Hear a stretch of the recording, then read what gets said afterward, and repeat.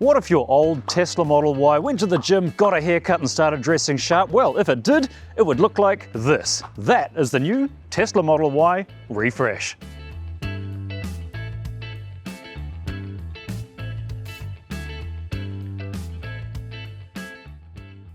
Yes, you join me here at the official launch, the official unveiling of the car we've already all seen. This is the Model Y refresh, and there are two flavours available in the New Zealand market. So let's talk price and range. You can get the entry-level version, which will do 466 Ks for 68 grand, plus a few extra fees. Or you can get the all-wheel drive, long-range dual-motor one. That's the fun one. Yes, it's 10 grand more expensive, but it'll do 550 plus Ks on one charge. And wait till you see how quick this thing is. Whoa, this thing moves quicker than a hairpiece in a hurricane, as you're about to find out. But now let's see what makes this car different. Let's start with aesthetics, and the first thing I want to point out is, yes, it's got a nice big light bar around the front, but it does serve a purpose. The indicators are now hidden inside these daytime running lights, and the headlights have been moved down to here. Looks a little bit flashier. They've added more tech to the front. This here is an extra front-facing camera, which supposedly improves autopilot and improves full self-driving, although it's not yet available in New Zealand. However, found out yesterday that the previous government and the current government both been working behind the scenes to make it happen in New Zealand one day soon. So it sounds like sci-fi, because at the moment it is sci-fi. But then again, if you'd shown me back in 1985, a mobile phone like this with video calling and it can play movies and connect to the internet, I would have thought that was witchcraft as well. So watch this space. I reckon we'll see it in New Zealand. Next up, while we're at the front, let's have a look in the bonnet. And the first thing you might notice, if you're familiar with the original Model Y, is that the fartment, or front compartment, is now much, much wider. There's a lot more space in there, plus they've added a drain hole down the bottom, so you can turn this into a fridge, into a cooler, a chili bin, or as an esky, as the Aussies say. People actually do use this as a fish bin, by the way. I've seen it on the internet, and you know the internet doesn't lie. Other things in the front you may not have noticed is each side now has one of these little gas struts. You might be thinking, what's that got to do with it? This opens up easily by itself. Well, this is in the event of an accident with a pedestrian or cyclist. In the event of a crash, it'll push the back of the bonnet up a bit just to soften the impact, minimize the risk of injury and accident. Little things like that I like. Other cool stuff you might not care about is down the front here. The windshield washer reservoir filler thing is now down the front of the car.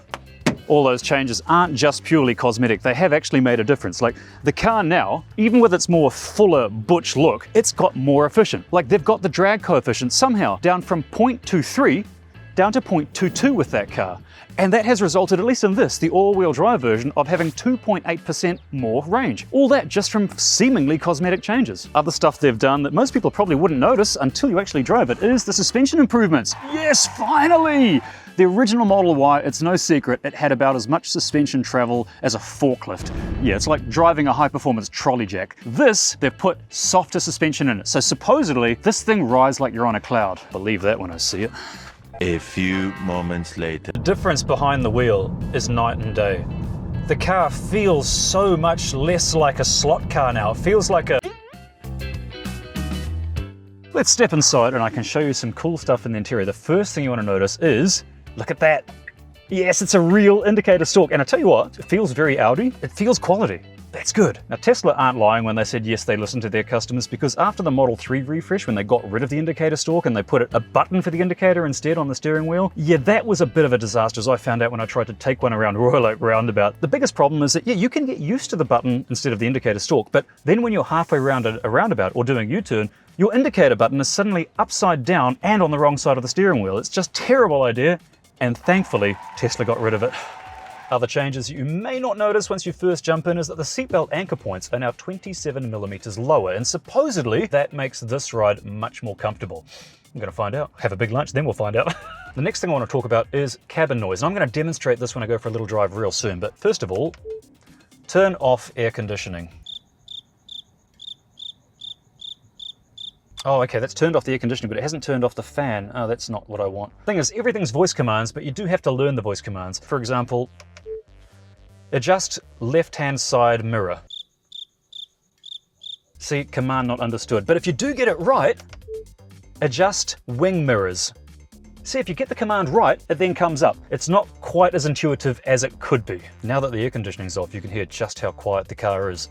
And I mean, it's really quiet. Supposedly, with the acoustic glass they've put in, it's now eliminated road noise by 22%, and supposedly, wind noise by 20%. Now that's a big deal because on New Zealand roads, we've got a lot of those coarse chip roads which play havoc with potatoes. They're really rough textures to drive on, and it results in a lot of cabin noise, and German cars really suffer. The Model Y wasn't a quiet car when I took it for a drive last time. Let's see if this refreshed one's any quieter. Other stuff they've tweaked is the seats. These now come as standard with ventilated seats. Yes, ventilated seats in these cars, and seated heats in both the front seats and the back. Yes, all the seats are heated. Let me get the air conditioning going because it's quite toasty today. And this brings me to the next feature that this car has now, Airwave 2.0, which does sound like marketing speak. But supposedly, this now lets you control different, oh look at that. You can now control the vents independently on both sides. Another cool thing it's got, look at that, swing mode activated. Remember those swing modes from Ford Fairlanes back in the 1980s? Well, this has got it. You can actually have the air move left to right, but it doesn't have the same effect if you can't actually see the little louvers moving. I also like what they've done to the dashboard. So they've put on some nice fabricy bits there, I like that. Lots of different textiles and shapes. Also fabrics on the doors and carpet down on the doors. Just adds a little bit more warmth, a feeling of less plasticky, less German. It feels a little warmer now. You can also change the mood lighting of the car, goes all the way to the back doors now, so it sort of loses that cold black feel, that Ford Mondeo feel it used to have. I mentioned the screen already, but this one is bigger. This is 15.4 inches, so they put a slightly larger screen on the Model Y, just makes it a little better. Definition is improved as well. But wait, there's more. Let's get in the back. You can see what changes they've made in here. Far out, look at the leg room back here, man. It is cavernous. So much footroom as well. Jeez, look at that. This is the most footroom I've ever had. Like, I can lift my feet almost vertical. That's insane. That's wild. And the headroom's insane as well. Check that out. Brilliant. Also, the back seat squabs, I should point out, are now slightly longer, so your legs aren't quite just hanging up in the air like they used to be. They've made this car just feel so much bigger than it is. Oh, of course, I forgot the elephant in the room. Air conditioning, games, music, everything from a nice, easy-to-use touchscreen at the back. Oh, that's another thing I should point out, is that there is now 3 times 65 watt USB-C charging in this car, which means you can charge laptops, 3 laptops at once off this car. It's just brilliant. As for the rear design, well, this is mostly aesthetic, but it's a massive improvement. Here is a light bar that at nighttime illuminates the word Tesla and provides a nice floodlight effect on the ground. Looks very cool. But aside from the number plate being lowered down, there are some intelligent changes going on in the back. First of all, this parcel shelf is magnetic. Not only that, Teslas have always been kind of size kings. Well, this now has a space in there for that parcel shelf. So, chuck it in down there. This is a new parcel shelf, so it hasn't got that sprigginess under control yet. Sticks out a little bit. It'll ride up with wear. Okay, as for the back, let's say you've got some long device you want to carry home. Well, in the past you had to use manual labor to drop those seats down. Not anymore. Look at that, fully electronic. The passenger seat moves as well. Look at that. It's a symphony, man. And once you get home, you've carried all your stuff up there. Well, just push that button and there you go. Hey presto, the seats come up by themselves. Piece of cake. And look how easy it is to put the parcel shelf back in. Of course I say this, as soon as I say look how easy it is, you know it's going to go wrong. Oh, no. Is that it? Yeah, that'll do it. Bugger it. Ta-da! All right, let's take it for a drive. Let's see what it feels like on the road. Now, the first thing you notice when you get behind the wheel is it's got an intelligent bit of software that figures out which way you want to drive. You don't have to select drive anymore, which is a good thing because there's no stalk anymore. You've either got buttons on the screen or some secret buttons up here. To put the car into motion, you simply press the brake. The car figures out the rest. It knows that there's a ditch behind me and I came in backwards, so it naturally assumes I want to go forwards. And it's right. Conversely, as soon as you press the seatbelt button, it puts the car into park automatically. But if it does get it wrong, you've still got the park and reverse buttons. Really keen to see what the difference is behind the wheel. Oh wow, it already feels softer. Oh, hang on, which way? Which way are we going? All right, let's put the windows up because supposedly this car, its noise proofing is pretty good. Okay, I've got to turn that person off. Oh, that indicator feels so normal. It feels so Audi. What if I just put my accelerator to the floor just a little bit here? No one can see me. Ooh, ooh, hello. Ooh, we're spicy, aren't we? Far out. Okay, it works. Crikey. The difference behind the wheel is night and day. The car feels so much less like a slot car now. It feels like an upmarket SUV. It feels like this is how it should have felt from day one.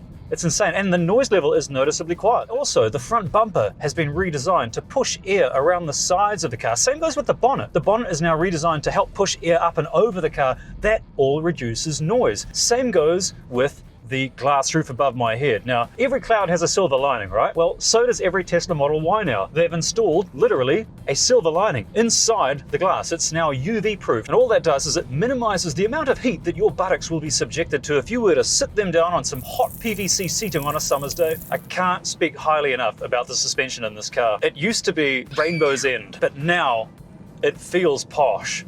Oh gosh, why didn't they do this when it rolled out of the factory years ago? Oh, it's careful. This thing wants me to break the law. So it's a good thing that they've put in lots of noise insulation in the car, because the sound system in this is really brilliant. Like the entry-level version has 9 speakers, which is a lot. But this, the all-wheel drive version, also comes with a subwoofer. It's got 15 speakers plus 1 subwoofer, and the sound is really good. This part of Auckland is the worst place to try and review any car, because it's all now 80k an hour zones, which is really not a lot of fun when you've got a car that is capable of more than 80k's an hour. Can't believe I'm doing 67k's an hour right now, and I can whisper to you. Like, that shows you how good the noise insulation is in these cars now. It's brilliant, and the suspension is brilliant too. Like, okay, I'm doing 71k's an hour. Here's a 45k's recommended speed around this corner, and look at that. Just utterly effortless. All right, I do like the acceleration. Not vicious, it's good, but not brutal. You won't need to see a chiropractor if you put your foot down, but it will. Whoa, this thing moves. I also love the autopilot in these cars. It is still the best. Easy to set as well. You just press the button and automatically the autopilot's on. It's auto set to 100. I got to keep my hands on the wheel, but otherwise the car's driving itself. And if I want to change lane, it's got, I want to use the indicator. No, it's this side. Indicator, the car checks the mirrors, the car does everything for you. And look at that. Stops indicating by itself once it's changed lane. In fact, this car is brilliant to the point where, even though I've been driving it for quite a few hours, I'm running out of things to fault on it. So I do have a short list of faults so far. First of all, the rain sensing wipers, they're pretty rubbish. They'll either not turn on when there's rain, or they'll suddenly develop hydrophobia and they'll be going crazy like this trying to get rid of the water. The next thing, the steering's a little dull. It just doesn't feel sprightly or nimble. It just feels meh. Even the mass, they've done really well to hide the mass. It doesn't feel heavy. This one's 1,992 kilos, but you wouldn't notice it. It's only a couple of times where I've been braking into corners that I've noticed the mass. Otherwise, it's just good. I mean, the interior feel is good. The noise level is excellent. The fit and finish is superb. Got nice little soft dashboard elements to absorb this sound. So right now, it does all feel pretty good, but I will get my hands on one very soon for a longer term review, and I'm sure I'll find things I hate about it. But right now, this just does everything well. It's the Tesla Model Y we all know and love, but it's all grown up. It's just a bit posher. I wish I had some grey poupon. And there you have it. That's the guts of the Tesla Model Y refresh. It's the Tesla Model Y you all know and love, but now it's a little posher, a little more refined, and it's all grown up. The question remains though, is it the best people mover you can buy today in terms of performance and style and economy and value? Well, for that, we're going to do a big comparison to find out. So do hit the like and subscribe button, because the Tesla Model Y refresh is going to go up against a very popular competitor.